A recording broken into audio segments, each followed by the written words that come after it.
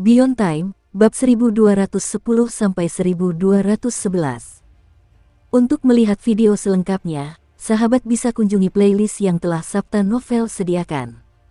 Yuk mari, kita berimajinasi bersama dan masuk ke alur ceritanya.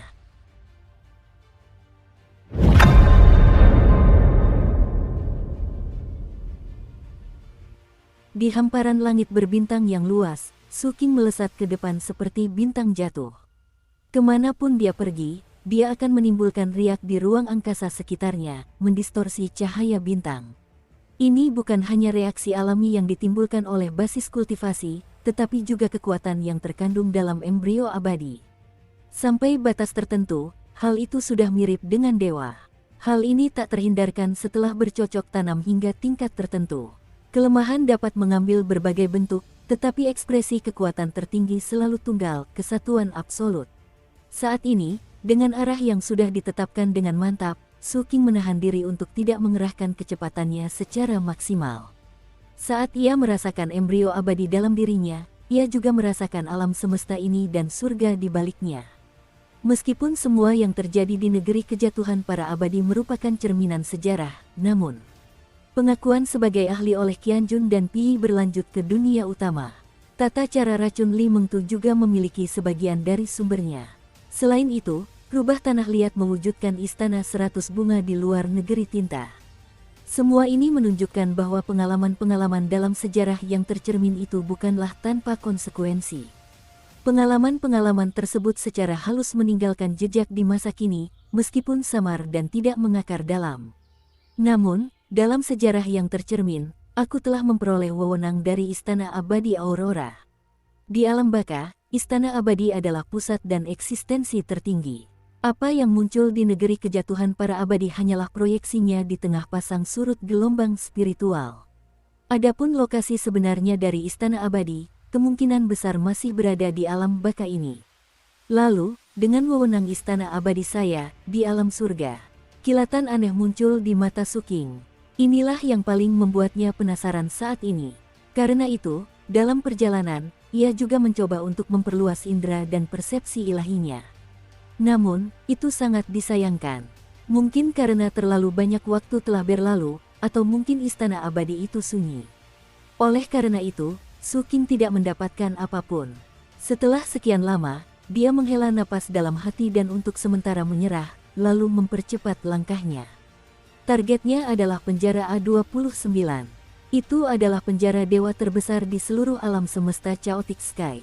Pada saat yang sama, itu juga merupakan tambang dengan esensi asal terbanyak di permukaan.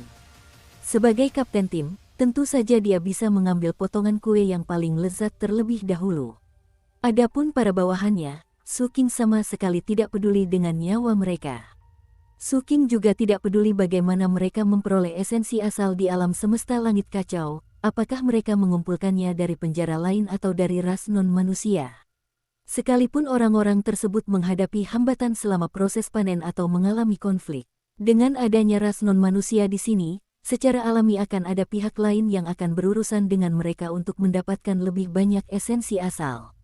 Kecuali jika mereka menghadapi situasi ekstrim, Suking tidak berencana untuk ikut campur. Tujuannya sangat jelas, serap esensi asal dan kembangkan embrio abadi. Mata Suking berbinar, pikirannya teguh dan kecepatannya bahkan lebih cepat. Selama waktu ini, dia juga meminjam bantuan dari susunan teleportasi di sini berkali-kali.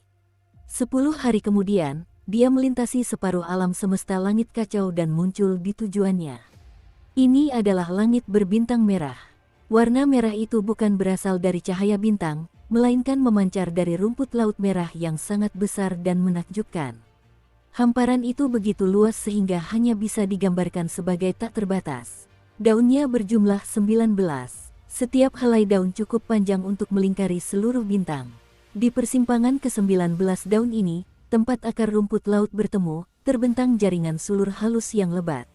Sulur-sulur ini melilit matahari yang sangat besar, menembus permukaannya yang menyala dan masuk jauh ke dalam. Mereka terus-menerus menyedot energi dan nutrisi, mempertahankan keberadaan rumput laut tersebut.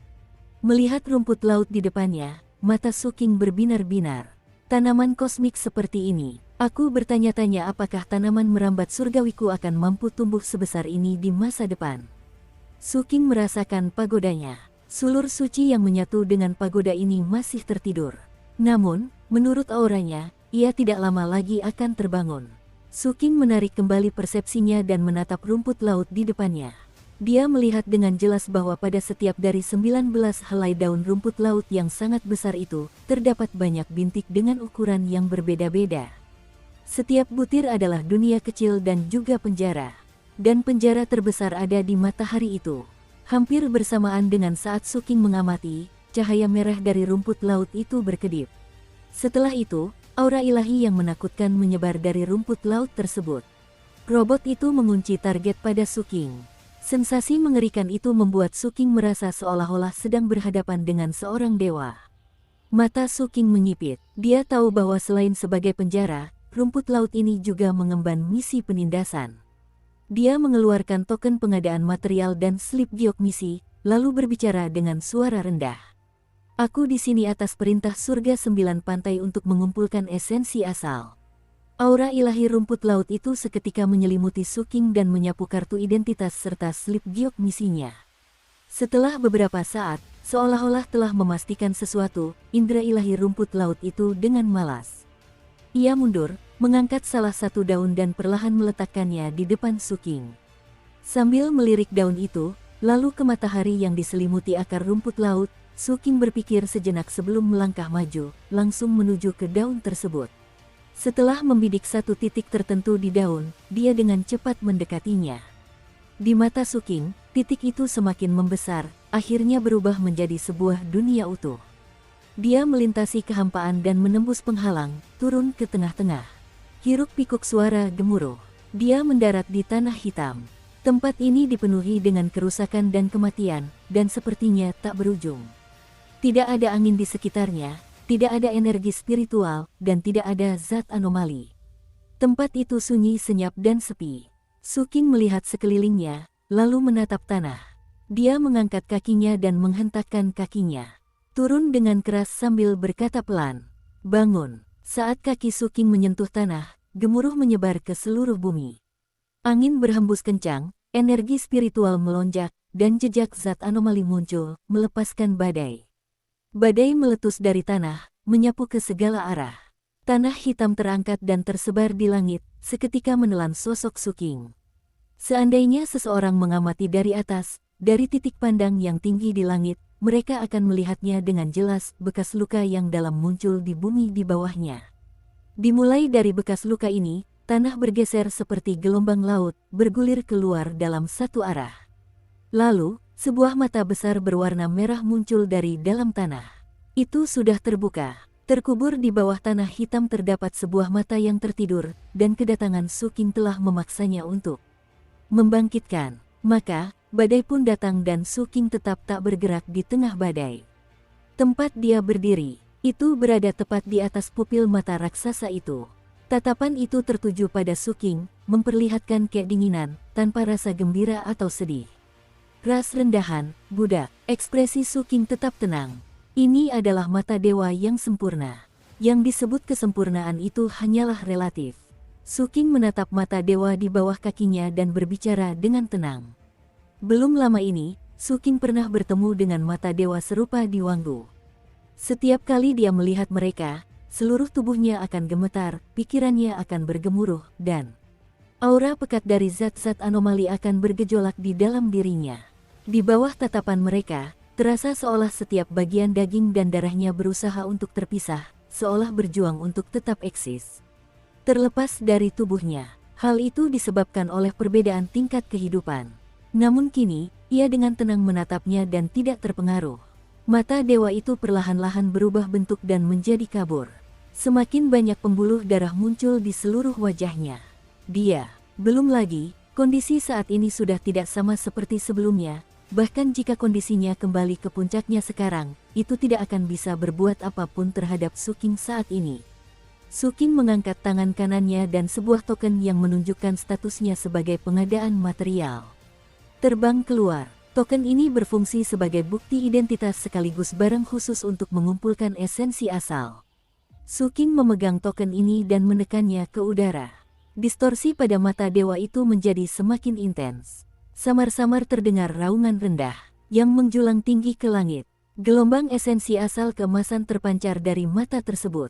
Setiap sedikit pun penarikan pernyataan menyebabkan mata sang dewa merasakan rasa sakit yang tak tertandingi. Setelah sekian lama, ketika 49 helai benang halus berhasil dikeluarkan, mata sang dewa sudah berubah menjadi abu-abu. Tampaknya ia telah mencapai batasnya dan perlahan-lahan akan menutup dan jatuh ke dalam tidur lelap. Namun, Suking mengerutkan kening. Jumlahnya terlalu sedikit. Intisari asal yang ada di hadapannya hanya sebesar kepalan tangan bayi. Selain itu, dari segi kemurnian, kualitasnya jauh lebih rendah daripada yang diproduksi di negeri tinta. Oleh karena itu, dia tentu saja akan membutuhkan lebih banyak lagi. Kilatan dingin terpancar di mata Suking. Dia tidak menyimpan kartu identitas itu. Sebaliknya, dia dengan kejam ditekan dari keadaan tertahan sebelumnya dan langsung menekan token tersebut. Mata ilahi yang akan segera tertutup. Itu mengenai mata. Sesaat kemudian, mata dewa itu melebar. Untuk pertama kalinya, ekspresinya mengungkapkan sebuah fluktuasi yang berbeda. Itulah ketakutan yang dimiliki semua makhluk hidup cerdas terhadap kematian. Namun, rasa takut ini tidak berlangsung lama. Karena Suking tidak linsi biaya untuk mengekstrak esensi asal, lebih banyak benang emas langsung muncul dari mata tersebut. Ini bukan lagi mengekstrak esensi asal. Ini mengekstrak kehidupannya. Oleh karena itu, raungan berubah menjadi ratapan. Tidak lama kemudian, ratapan itu pun berhenti tiba-tiba. Sang dewa, mata berubah menjadi abu, tubuh dan jiwanya hancur. Dan kematiannya juga memberikan lebih banyak esensi asal. Dengan menatap intisari di depannya, Suking bisa merasakan tanda rubah tanah liat di lengannya. Gemetaran. Oleh karena itu, Suking menyebarkan sebagian saripati asal yang telah ia ekstrak dan mengirimkannya ke sasaran. Apakah kamu menginginkannya? Getaran pada patung rubah tanah liat itu berhenti. Sesaat kemudian, tanda itu memancarkan gaya hisap dan intisari asal langsung menyatu ke dalamnya. Setelah itu, sebuah suara lembut terdengar di benak Suking. Terima kasih, Tuan Muda. Anda yang terbaik. Dukung terus channel YouTube Sabta Novel. Suking tetap tenang sambil mulai menyerap esensi asal. Saat esensi asal menyatu ke dalam tubuhnya, embrio abadi miliknya langsung bersinar dan auranya pun terpancar. Terus meningkat. Beberapa saat kemudian, kilatan tajam muncul di mata Suking saat dia menjilat bibirnya. Terlalu sedikit, saya butuh lebih banyak. Saat dia berbicara, tubuhnya bergoyang dan dia melesat menuju dunia kecil berikutnya tempat para dewa berada. Di penjara. Begitu saja, waktu berlalu. Sosok Suking muncul di dunia-dunia kecil pada daun ini. Para dewa dikorbankan untuk mereka. Intisari asal. Hal ini menyebabkan embrio abadi Suking bersinar lebih terang lagi. Bagi Suking, menyimpan dewa-dewa ini untuk masa depan bukanlah pilihan terbaik. Tidak ada aturan dalam dokumen misi yang menyatakan bahwa para dewa harus tetap hidup. Oleh karena itu, panen yang dilakukannya menjadi semakin teliti. Pada saat yang sama, para pendaki lainnya juga menggunakan metode mereka sendiri untuk melakukan yang terbaik dalam mengumpulkan intisari asal di berbagai tempat. Sebagian dari itu untuk misi, tetapi sebagian besar untuk pengembangan diri mereka sendiri. Dari sudut pandang yang berbeda, orang mungkin memang melihat mereka tidak lebih dari serigala. Sudut pandang mereka berbeda, sehingga mentalitas dan tindakan mereka pun secara alami berbeda. Hal itu tidak bisa begitu saja dibagi menjadi baik dan jahat. Hal ini karena kebaikan dan kejahatan sebagian besar hanya terjadi antara orang-orang dari ras yang sama. Oleh karena itu, ras non-manusia dapat merasakan kebencian, kemarahan, dan ketidakberdayaan. Lagi pula, leluhur mereka pernah menjadi dewa. Jika tidak ada perubahan menjadi abadi di cincin bintang kelima, mereka akan menjadi yang ortodoks sekarang. Umat manusia hanyalah ras budak yang dapat dieksploitasi sesuka hati mereka. Namun kini, para dewa telah dibantai, dibesarkan, dan dipenjarakan. Ras-ras non-manusia ini pun telah menjadi daging di atas balok pemotong.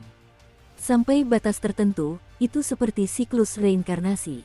Benar atau salah menjadi tidak relevan, yang benar-benar penting adalah bahwa, baik mereka makhluk abadi atau dewa, sikap mereka pada dasarnya menentukan segalanya. Yang lemah ditakdirkan untuk dimangsa oleh yang kuat. Mereka yang tertinggal kehilangan hak untuk berdiri sebagai setara.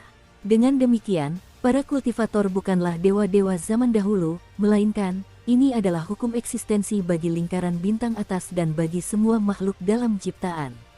Kita tidak bisa menuntut agar korban tetap menjadi korban selamanya, atau mengharapkan pelaku untuk selamanya bertindak sebagai pelaku. Pada akhirnya, itu adalah sebuah siklus. Su Qing sudah memahami prinsip-prinsip ini ketika dia berada di Wanggu. Setelah tiba di cincin bintang kelima, hal-hal yang dialaminya dan cara mereka berurusan dengan para dewa di sini membuatnya semakin memahami hukum ini. Sebagai contoh, keberlangsungan pemikiran-pemikiran yang tersisa itu di makam pahlawan abadi. Inilah sebenarnya sikap keseluruhan dari Fifth Star Ring terhadap para dewa dan ras non-manusia. Su Qing menyetujui hal ini. Namun, ia memiliki penilaiannya sendiri. Di antara banyak dewa yang dingin, ada beberapa dewa yang lebih manusiawi daripada manusia itu sendiri. Namun, hal ini tidak termasuk para dewa di penjara ini. Su Qing tidak memiliki kebaikan hati untuk menyelidiki masing-masing dari mereka secara mendalam, mengevaluasi dan memilih secara selektif. Oleh karena itu, ketika tiba saatnya mengeringkan kolam untuk mengambil ikan, hatinya tetap teguh. Pada saat ini, ia telah sampai di titik terakhir dari sebuah dunia di atas daun itu. Lingkungan di sini adalah lautan hitam yang luas dan kental. Permukaannya tampak tenang, namun tanpa sedikit pun rasa damai. Dari bau busuk air laut terpancar zat anomali yang kental dan menyesakkan, yang meresap ke sekitarnya, berusaha memengaruhi segala sesuatu yang ada dalam jangkauannya. Di bawah laut, terkubur sebuah kepala berukuran besar. Berbentuk seperti burung, benda itu ditutupi dengan sulur-sulur panjang dan terus-menerus mengeluarkan cairan kental. Seiring waktu, cairan ini telah melahirkan laut hitam itu sendiri.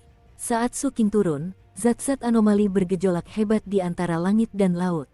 Permukaan yang tenang berubah menjadi gelombang menjulang tinggi, sementara kepala kolosal di bawahnya bergetar hebat, dan matanya tiba-tiba terbuka lebar.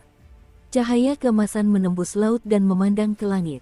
Sebuah suara aneh yang mengguncang jiwa bergema di udara, menusuk langsung ke telinga Su Qing. Dalam sekejap, suara itu berubah menjadi pikiran-pikiran asing yang tak terhitung jumlahnya, yang muncul tak terkendali di benaknya. Sesaat kemudian, pikiran-pikiran yang tak berwujud ini mulai mengambil bentuk, mewujud sebagai benang-benang hitam yang mengeluarkan lendir dan berusaha melilit otaknya. Bersamaan dengan itu, zat-zat anomali di sekitarnya meletus menjadi badai dahsyat, menerjang Su Qing dari segala arah. Ombak laut semakin besar, dan seluruh dunia tampak terbalik. Laut naik menjadi langit di atas, sementara langit turun menggantikan tanah di bawah. Dengan perubahan arah ini, laut hitam menerjang ke bawah seperti hujan deras. Ini termasuk kepala di dalamnya.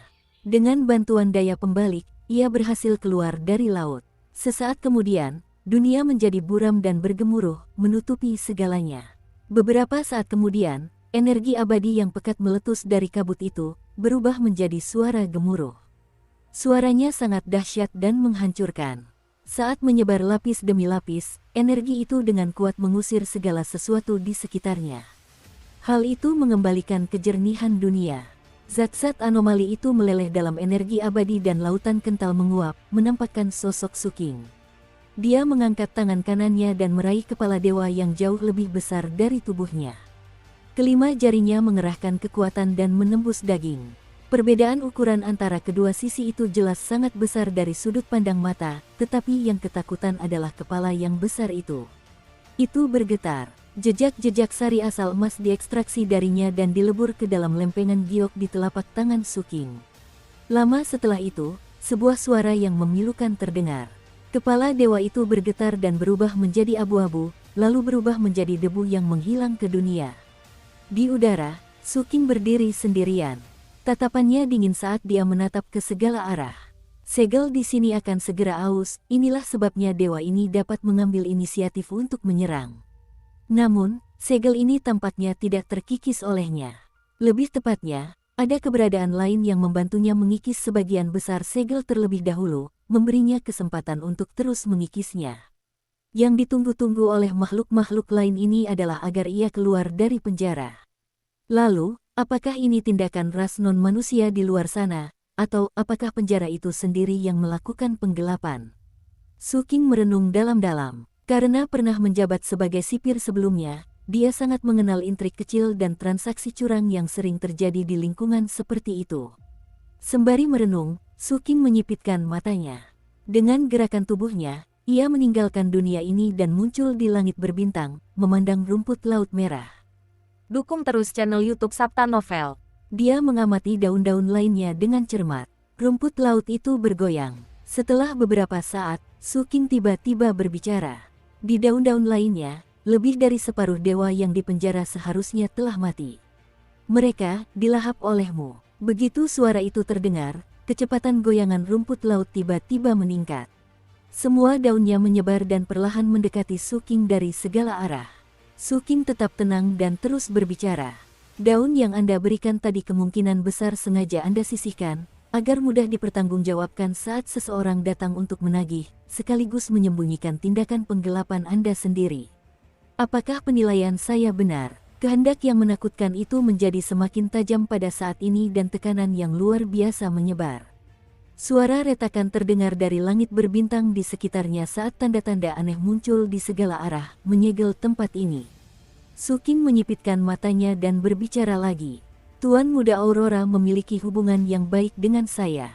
Anda dapat merasakan aura dan otoritas saya atas Istana Abadi Aurora.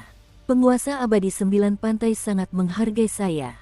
Anda seharusnya dapat merasakan aura pada benda ini. Akulah yang paling jago naik level di kelompok ini. Jika aku mati di sini, kalian tidak akan bisa melarikan diri. Suking mengeluarkan sebuah token kayu. Benda ini adalah petunjuk arah untuk menyeberangi Sungai Darah Dewa. Rumput laut itu berhenti sejenak. Pada saat berikutnya, kehendak mengerikan yang terkandung di dalamnya langsung datang dan menyelimuti token kayu yang dikeluarkan Suking. Setelah itu, kehendak ini jelas berfluktuasi. Segera setelah itu, benda ini akan menjauh dari token kayu dan menyelimuti Suking. Seolah-olah itu sedang melakukan pengecekan pada tingkat yang lebih dalam. Ekspresi Suking tetap tenang. Setelah perjalanan ke replika Istana Abadi Aurora berakhir, masuk akal bahwa karena orang lain mengalami kelanjutan di dunia sekarang, tidak ada alasan mengapa dia tidak akan mengalami hal yang sama.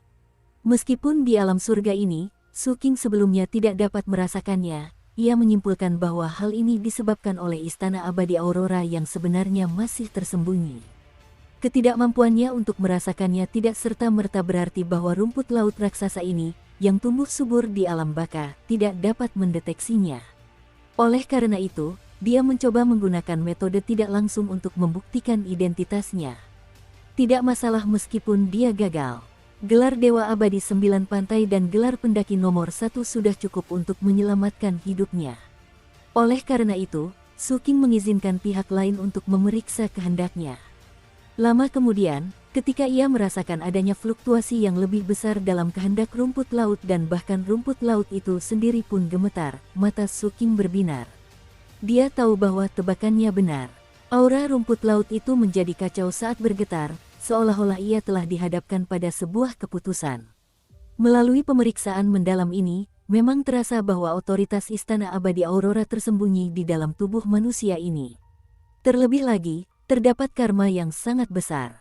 Otoritas ini membuatnya waspada. Lagi pula, itu adalah bagian dari Istana Abadi Aurora. Meskipun Aurora Heavens Beyond telah kehilangan tuannya, identitasnya masih tetap ada. Namun, tindakannya sudah merupakan kejahatan serius, sehingga sekarang mereka berada dalam dilema. Pada saat itu, suara Suking kembali bergema. Kau telah menekan penjara-penjara dewa ini selama bertahun-tahun. Wajar jika kau makan sesuatu saat lapar sesekali. Rumput laut itu berhenti sejenak. Meskipun kau hampir menghabiskan semuanya, kau masih menyisakan selembar daun penjara. Ini menunjukkan kesetiaanmu. Kehendak rumput laut pun tergerak. Lagi pula, akulah yang datang terlambat. Kamu tidak bersalah. Seluruh helai rumput laut bergoyang dengan cepat dan tekanan di sekitarnya berkurang drastis. Alat itu dapat merasakan bahwa apa yang dikatakan orang di depannya bukanlah pura-pura, melainkan bahwa orang tersebut benar-benar menganggapnya demikian.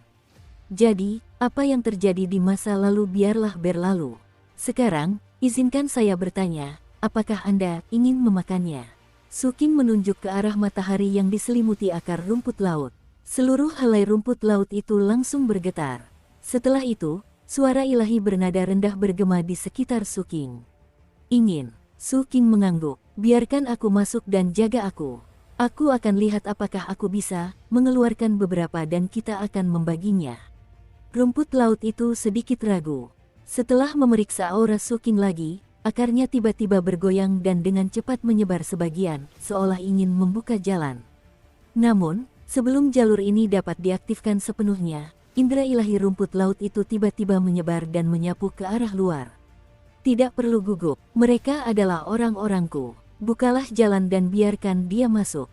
Suking berbicara dengan tenang. Rumput laut itu terdiam. Setelah beberapa saat, ia menutup tempat itu dan membuka celah. Pada saat berikutnya, sosok Zhou Zhengli bergegas masuk dari luar. Setelah tiba di sini, dia dengan cepat mengamati sekelilingnya. Kemudian dia bertindak seolah-olah tidak menyadari apapun dan membungkuk kepada Suking. Apa itu? Suking bertanya. Tuan muda, sebagian orang mengalami panen yang lancar selama periode ini, sementara sebagian lainnya menghadapi kesulitan. Tetapi secara keseluruhan, masalah-masalah tersebut dapat diatasi. Namun, telah terjadi insiden dengan keluarga kerajaan Langit Kacau. Karena itu, saya datang untuk meminta kehadiran Anda, berharap bahwa dengan status Anda di alam aurora di luar sana, Anda dapat menekan mereka yang percaya bahwa alam di luar sana ini benar-benar tanpa penguasa. Tentu saja, jika Anda lebih memilih untuk tidak menggunakan status Anda untuk ikut campur, saya bisa meminta Star Ring untuk menanganinya atas nama Anda. Zhou Zhengli berkata dengan hormat. Suking melirik Zhou Zhengli. Dia tak bisa menahan diri untuk mengakui bahwa Zhou memang cerdas. Jika bukan karena potensi pemberontakan yang tersembunyi di dalam dirinya, memanfaatkan orang ini tentu akan sangat mudah. Serahkan saja pada Star Ring. Suking berbicara perlahan. Aku menuruti perintah Aurora. Zhou Zhengli dengan hormat mundur dan keluar melalui pintu keluar. Saat sosoknya menghilang, jalan keluar itu kembali tertutup. Kehendak dari rumput laut kembali menyelimuti sekitarnya. Suking tidak mempedulikan hal-hal itu. Dia menoleh dan melihat akar-akarnya. Baiklah, kamu bisa membukanya sekarang. Aku lapar. Kurasa kamu juga lapar. Ketika rumput laut mendengar ini, ia tidak lagi ragu-ragu. Dalam sekejap, akarnya menyebar, memperlihatkan jalan masuk menuju matahari. Mata Suking berbinar saat dia melangkah maju.